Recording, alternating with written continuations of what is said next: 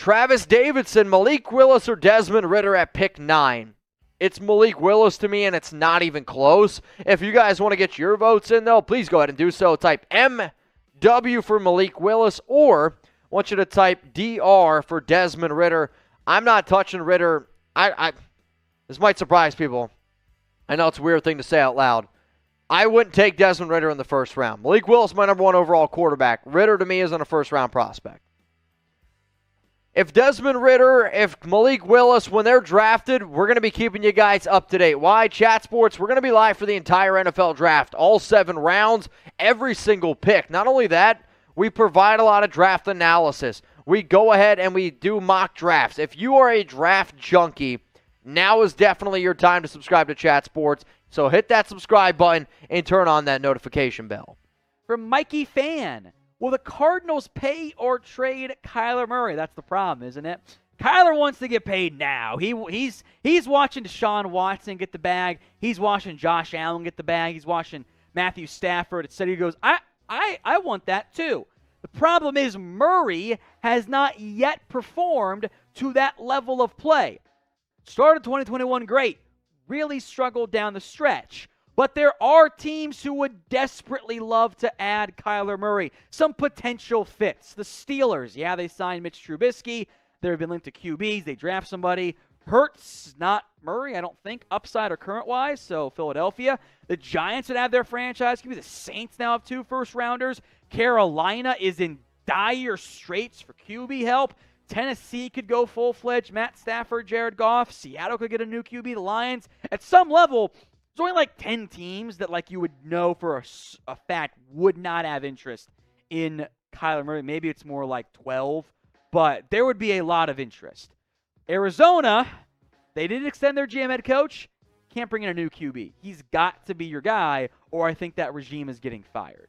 So what would you do if you're the Cardinals with Kyler Murray? Type T for trade him, sell him while his value is highest. Type W for we're going to wait him out and maybe pay him next year. Or type P for you'd pay him right now. This is the pinned comment on today's video. So if the ad break comes on YouTube, take advantage of it. Head down there and type in your T, W, or P. It's from Tim Hapfox. Hashtag NFL trade idea. Giants trade James Bradberry. I think you mean and the 7th for DK Metcalf. Thoughts? So, Coop, if you could make that up for me. I know that there was a report that came out that apparently they turned down the number 10 overall pick from the Jets. I don't necessarily believe that. What's interesting about this trade is the Giants were trying to get a number 1 receiver in Kenny Golladay, though Kenny Galladay's banged up. Sterling Shepard, he's banged up. So, they don't have a lot of options for Daniel Jones, and they should go all in. And when you look at the Seahawks, they could probably use another corner. You're also helping out the Giants by getting it off the books. So here's what the trade ends up looking like from Tim. The Giants get DK. The Seahawks get Bradberry. You're going to have to take on his contract. And the 7th overall pick. I think that the Seahawks win this deal. I personally, if I was the Giants, I wouldn't do it. But what do you guys have to say? Who wins the trade? If you think it's the New York Giants, type NYG. Yes, you're getting an unbelievably talented receiver in DK Metcalf. But you're giving up the number 7 overall pick. And sure, you're also getting rid of Bradberry, which saves you money. I would want something in return. I would want an extra pick or something back. I'm going to go ahead and type my SCA, but you guys can let me know who ends up winning this trade. What up, Dom? Downey, Travon Walker, Tariq Woolen, Tyler Smith, and Nick Petit-Frere, with Seattle's first 3 picks. Also, could Denzel Ward be traded? I would be shocked if Cleveland ended up trading Denzel Ward. I think he's a hell of a corner. In terms of those first 3 picks, so what? You got 9, 40, and 41.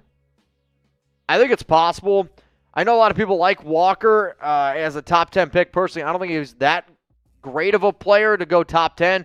Definitely top 20. Tariq Woolen is one of the best corners out there. I love him a lot, so I think that pick makes sense. Tyler Smith, though, still a little bit early for me. But if you're desperate for a Dwayne Brown replacement, Tyler Smith from Tulsa did have a lot of good numbers and probably one of the better sleeper prospects at offensive tackle. Steven, appreciate the super chat, my dog. Could the Seahawks end up trading away DK Metcalf And if they did, do the Hawks have any chance of success this season? This might hurt your feelings a little bit. If you traded away Russell Wilson, I don't think that the team actually thinks that they're trying to win right now. Personally, I think Russell Wilson, and we've mentioned this 100 times at the Chat Sports Studios, has been one of the biggest Band-Aids in the NFL. And what do I mean by that? Pete Carroll over the past few seasons, that entire Seahawks team, they haven't really been that talented of a team, minus Tyler Lockett, DK Metcalf, and Russell Wilson. The offensive line's been bad. The defense hasn't been anything great. Their draft picks have definitely not been good whatsoever. A lot of reaches in the first round. And Russell's been good enough to kind of Band-Aid it up, patch it over, and get by. I mean, you're looking at the worst team in that division, hands down. They've now finally have extra draft capital, but if you move away from DK Metcalf, sure, like you're not going to do anything. However, if I was Seattle, I would trade away DK if you don't plan on paying him and just trying to get extra draft picks, trying to get extra picks for the future, and then you try to go ahead and win now. From all the Vikes, could the Vikings shock everyone and go QB in round 1? Maybe. Outside of corner, I don't see any glaring needs. They also just restructured Kirk Cousins' deal and have said a lot of praise for him, so I'd be a little bit surprised if they went that route. I don't think Pickett's a great fit for them in terms of, like, he's going to be more ready to play right now, and they would want to try maybe groom someone. But what if Malik Willis was the pick? I think he could be there. I got my top 5 QBs up here. Desmond Ridder at 3, Matt Corral 4, Sam Howell 5. None of them would have been a top 5 QB last year, and in most years they're more of a QB 3. But it's a bad QB class, at the top at least. Some teams I think could go QB early. I think Carolina's going QB. Unless they trade for Jimmy G, you cannot start Darnold next year, man. The Falcons, Seahawks are rebuilding. If they love a guy like Malik Willis, they'll take him. Otherwise, wait, don't take a QB. The Saints now have 2 first-round picks. Don't sleep on them. And Pittsburgh, I think they could get aggressive this year. So how many QBs do you think go in the first round of this year's NFL draft? 1, 2, 3, 4? Let me know in the comments section. Alex Alay, why is Kayvon Thibodeau falling down boards? It's a good question. I will not speak for myself because I like Thibodeau a lot. I want to make that clear. But the reports and buzz and whispers and claims out there are kind of as follows here. He's not a great bender. It's true. He doesn't have great bend. He's not a great athlete.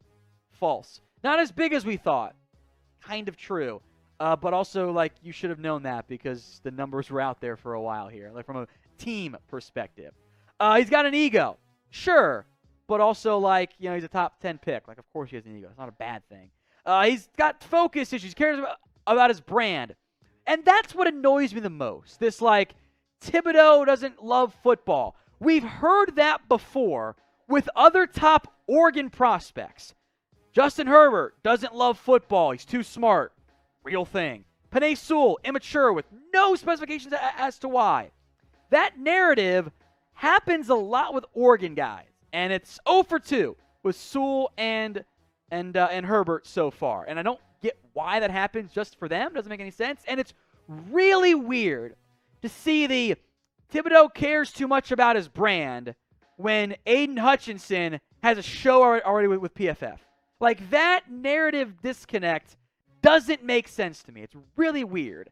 I think Thibodeau should probably pick number 2. If I were the Lions and I missed out on Hamilton, I'm not going to go safety in round 1, which, okay, I get positional value. I would take Thibodeau. The Texans at 3. The Jets at 4. The Giants at 5. Should all strongly consider Kayvon Thibodeau. The Giants 7. Falcons 8. Seahawks 9.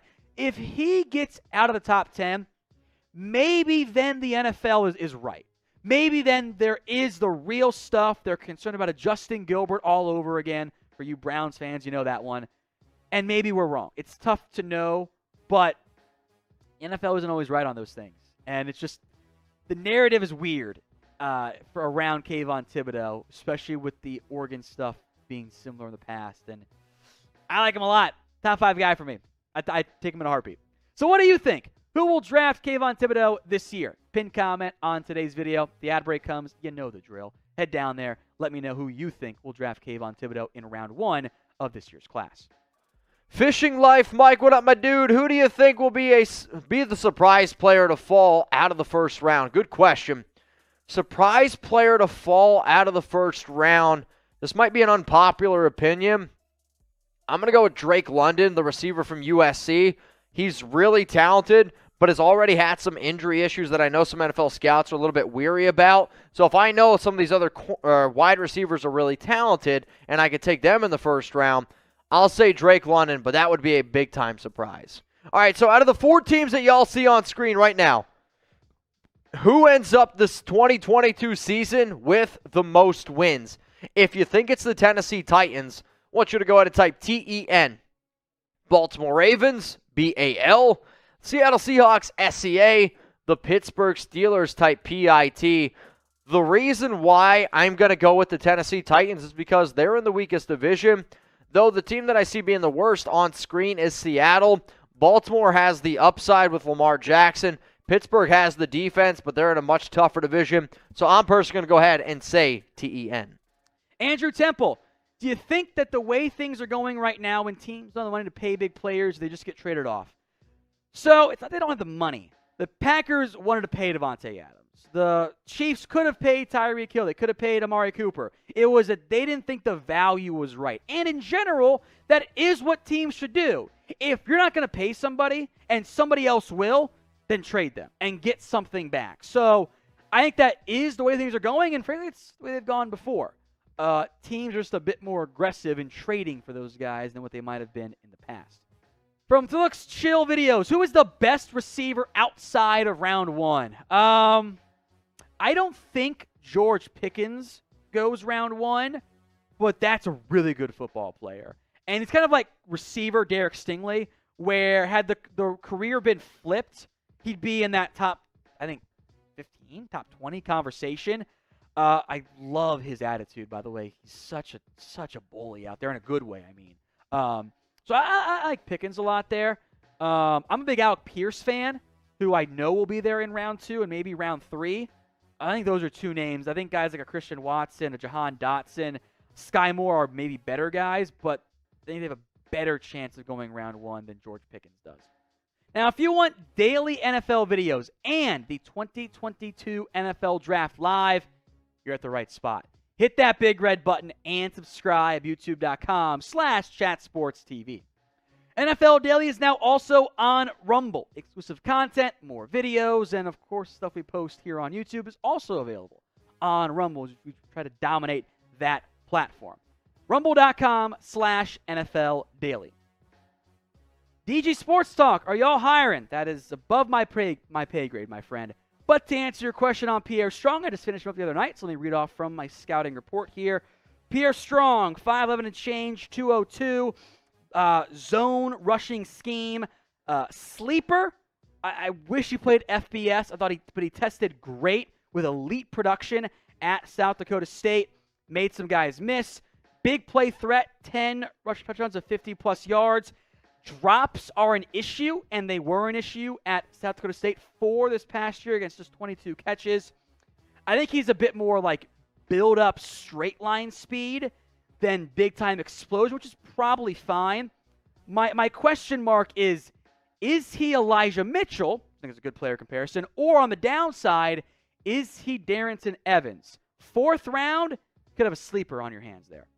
All right, y'all, so we're talking about cornerbacks. How many corners get drafted in round 1? Usually, and I try to diagnose each position by my top players, I could see 4 cornerbacks going in round 1. I would probably set it. I'd probably set the over-under at 4.5, though that seems high. Maybe 3.5, because I see Stingley, I see Sauce, and I see Trent McDuffie all going in round 1. And then after that, it does get a little bit interesting. So let's say 3.5. That would be the over-under. Let me know how many corners get drafted in the first round of the 2022 NFL Draft.